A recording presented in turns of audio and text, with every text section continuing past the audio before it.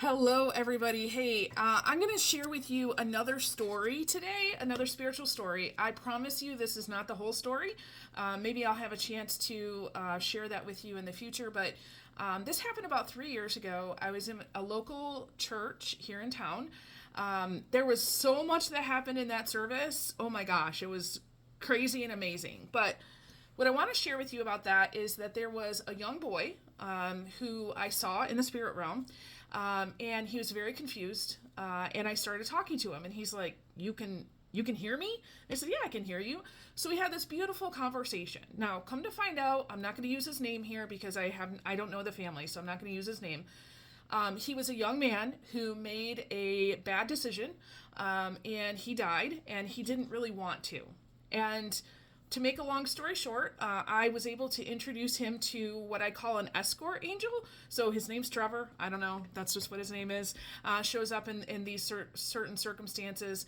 And Trevor is really a guide for young men, ages 16 to 25, who make poor decisions, who get themselves into accidents, over drink, various different things like that. So he escorts them over to the other side. So this gentleman was able to confirm for me a couple things. Number one, the church that he was there for about 3 years trying to get someone's attention. And he told me about electrical and mechanical things that he was trying to do to get attention, all of which were confirmed later on by a friend of mine who goes to the church and was on staff. And I said, okay, wow, I didn't realize that was even a thing, right? But when I asked him, why are you here? Why did you come to this church? He said, oh, my grandma used to go to this church. She brought me here when I was a 4-year-old kid, and I remembered that someone here should be able to help me.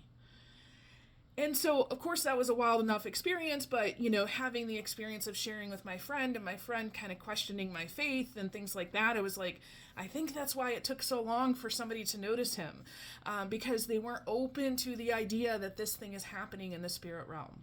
So anyway, we got him sorted out. I was able to go back into the archives. He told me when he passed away.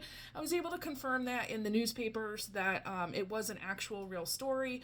So there's that.